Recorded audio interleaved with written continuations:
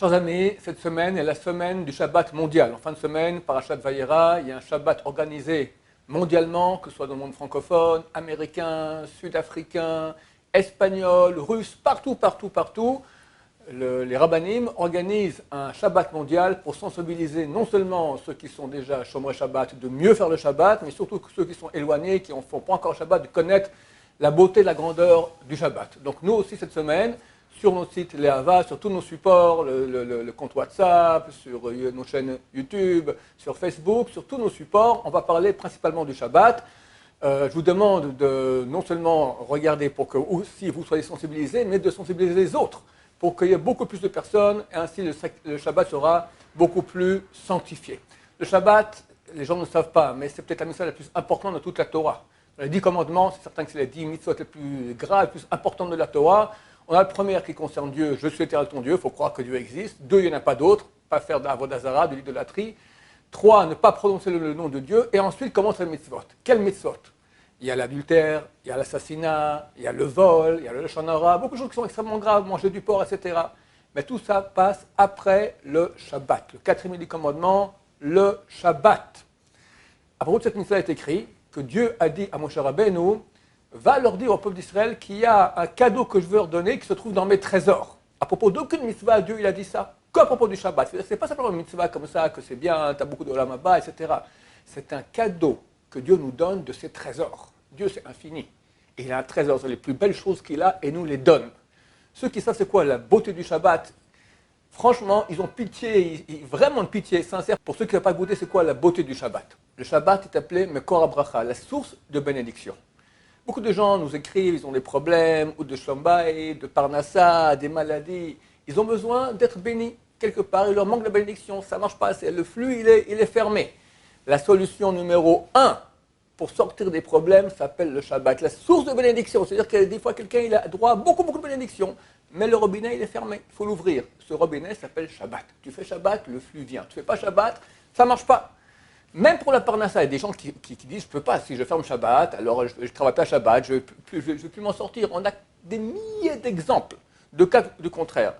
Ne serait-ce que la compagnie El Al en Israël. Un temps, elle volait le Shabbat. Les religieux ont forcé que, il y a eu ici une bataille politique, et les religieux ont forcé que El Al ferme le Shabbat, ne vole pas le Shabbat. Ils ont dû accepter malgré eux. Ils étaient pendant des dizaines d'années en dette, ça n'allait pas. Ils ont commencé à faire Shabbat, ils ont commencé à monter. C'est inexplicable, parce que tu travailles beaucoup moins, mais en fait, tu as beaucoup plus d'argent. Je vais dire une histoire maintenant. Il y avait un grand rabbin, le Rav Yehuda Broide, et il était malade. Alors, le Rav Yitzhak Zilberstein, c'est le beau-frère du Rav Chaim Kanevski, le grand de la génération, était allé le visiter. Et là-bas, il a vu un Baal Tshuva, quelqu'un qui n'était pas religieux, qui est devenu religieux, et il raconte qu'il était coiffeur. Et il avait son salon de coiffure qui était ouvert le Shabbat. Alors, Broide lui a dit, ferme le Shabbat, je te garantis. Tu fermes le Shabbat, tu passeras à 130% du chiffre d'affaires que tu fais maintenant. Le type l'a accepté. Et il a vu que non seulement il arrivait à 130%, il fermait le Shabbat, c'était son jour de grande recette, il arrivait à 150%, beaucoup plus que ce que le Rav Broide lui avait promis. Quand le Broide est rentré chez lui, il s'est posé la question, est-ce que j'ai le droit, comme ça, d'éprouver Hachem? Quelque part, je lui garantis, mais peut-être que ça n'ira pas. Alors après le Rav Zilberstein, pour qu'il appelle le Rav Chaim Kanevski, le Rav Chaim Kanevski a amené une preuve de Daniel que oui. Pour une chose pareille, on peut même mettre Dieu à l'épreuve. Dieu, je prends sur moi le Shabbat, je demande que ça aille mieux. Et ça ira mieux. Ça ira mieux parce que c'est la source de la bénédiction. Donc, renforçons-nous dans le Shabbat. Pas seulement ceux qui ne font pas le Shabbat ne doivent pas se renforcer. Le Shabbat, c'est des milliers de lois qu'il faut apprendre. Il y a certainement les lois de Mouktsé qui sont difficiles, les lois de Borer, ce qui est permis de parler Shabbat. Beaucoup de gens croient que tenir l'argent, c'est terrible. Mais dire que demain, je pars en voyage, c'est permis. C'est beaucoup plus grave de dire Shabbat, je pars en voyage, que tenir de l'argent. Il y a des choses qu'il faut savoir, il faut apprendre ces lois. Donc durant cette semaine, ceux qui sont déjà Shomrei Shabbat, qui se renforcent à mieux connaître les lois et à renforcer comme ça la sainteté du Shabbat, et ceux qui sont loin, qui commencent à pratiquer le Shabbat au moins une fois dans ce grand Shabbat universel qui aura lieu en fin de semaine, Hachem, ils goûteront ce bon goût, peut-être commenceront à faire le Shabbat. Il faut savoir que c'est grâce au Shabbat qu'on est resté un peuple éternel. Notre communion avec Dieu a lieu pendant Shabbat. Toute la semaine, bon, Dieu est là, mais on est affairé au monde matériel. Shabbat, on se débloque du matériel, on se débranche du physique et on se branche avec Dieu. Et Dieu rentre en nous. C'est ça le grand cadeau qu'a dans le trésor de Dieu. Qu'est-ce qu'il a? Il a de l'argent, il a des dollars, il a des euros, il a sa présence. et il nous la donne. Donc dans nos maisons, dans nos âmes, rentre Dieu le jour du Shabbat et ça brille. Il y a une brillance du Shabbat extraordinaire. Il faut bien faire les lois, il faut bien se débrancher du physique et bien se brancher au métaphysique.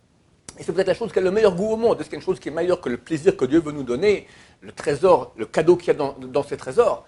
Donc goûtons à ce grand plaisir, faisons-le goûter aux autres, et ainsi nous continuerons à être un peuple éternel, un peuple proche de Dieu. Il est marqué aussi, vous savez que nous sommes très très proches de la Géoula, nous sommes convaincus que Mashiach il arrive incessamment sous peu. Il est marqué dans le Talmud que si le peuple d'Israël fait 2 Shabbats de suite, alors Mashiach vient immédiatement. Quelle puissance énorme! Donc même si on n'arrivera pas à faire que tout le peuple fasse le Shabbat, mais quand Dieu verra qu'on fait des efforts considérables pour qu'il y ait plus de gens qui fassent ce Shabbat, qui le connaissent, elle aura pitié de nous et se dévoilera de sa grande bonté vers nous. Amen le Mashiach, Amen.